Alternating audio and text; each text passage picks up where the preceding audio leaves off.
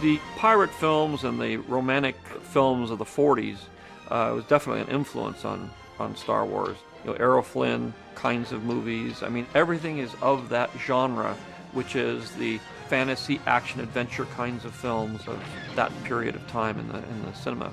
Good luck. The whole premise of Star Wars was that it was a romantic fantasy in the great romantic traditions of mythology and, you know, King Arthur and the romantic side of fighting, where there was chivalry and honor and that sort of thing. So in developing a group of peacekeepers who were above everything and honorable and could make decisions and bring peace to the galaxy, I needed a weapon that was appropriate for those kinds of Jedi. Your father wanted you to have this when you were old enough, but your uncle wouldn't allow it. What is it? It's your father's lightsaber. This is the weapon of a Jedi Knight. Not as clumsy or random as a blaster. An elegant weapon for a more civilized age.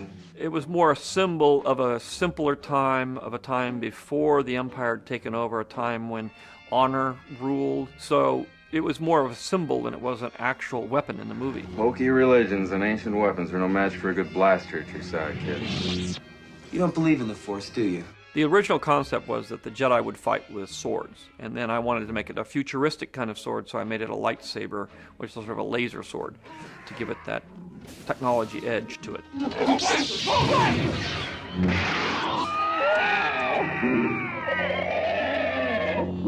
In an age of ray guns and that sort of thing, it would deflect the rays, and since the whole premise was that a Jedi was there to protect himself and not really be offensive, but be defensive, that a laser sword in a world of ray guns would be a perfect defensive weapon.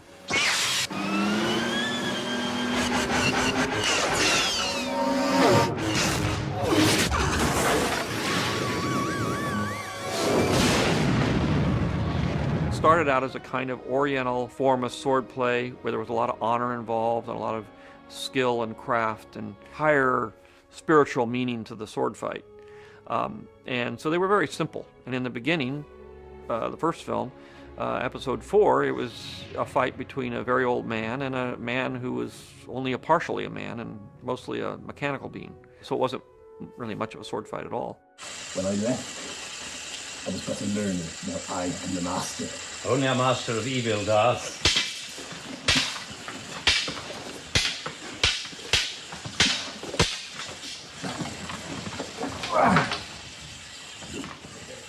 The original lightsaber was actually the flash attachment to a 4x5 camera.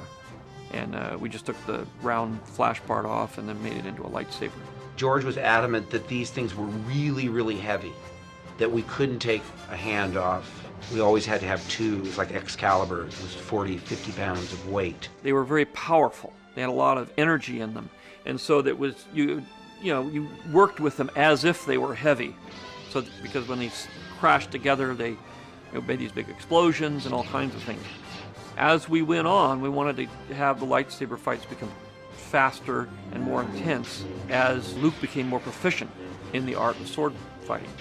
And so we very slowly started moving away from the two-handed form, which is more oriental, to sometimes using a one-handed form, and it's progressed further and further into a more two-handed and one-handed form. But originally it was that you needed two hands to hold on to this lightsaber because of the amount of energy that is being swung around.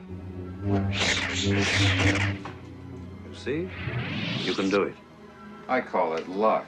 In my experience, there's no such thing as luck. The effect of the lightsaber was basically a rotating pole that had movie screen material applied to it so that it would reflect its light source back at many times the intensity. Problem was that when you moved it out of a certain area, it went from glowing and looking great to just a rotating pole.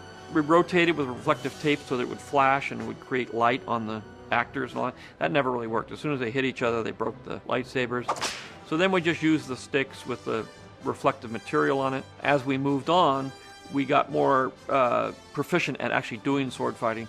We then used swords that didn't have the reflective material, but we toned down the fact that we had to shoot the light through the lens and a lot of other things to try to make it so we could be more facile in the way we shot these fights. 118 BT, take 2.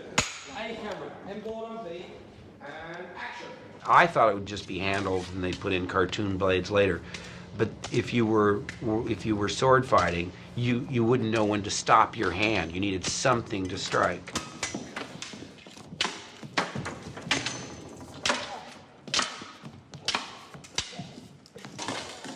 Every laser sword really is part real and part animated. And we need the real pole to tell us where the sword blade is. And sometimes we'll use a short blade because they're fighting so close that they would hit the set and things like that. And sometimes we use no blade because the blade would turn on in the shot, or what they were doing was so complicated that we couldn't do it with swords themselves. And then we would add the sword in later. But that takes a lot of very careful tracking to figure out where the sword blade would be. And even later on, in the second and third one, when they decided that it was more trouble than it was worth to try and get on-set shots, that they just do it all in post, we still had part of a shaft just so that there would be something to come up against. That really had a lot to do with the advances in special effects technology than it did in anything else. As we got more and more able to do rotoscoping on these swords, and we were using more advanced technology, it was easier for us to follow the swords and copy them and create laser swords. You are beaten. It is useless to resist. Don't let yourself be destroyed as Obi-Wan did. Even though the lightsabers look kind of chintzy, when we were shooting them in post-production, they were able to give them the look that they needed to have. And of course, the great Ben Burtt's sound effects.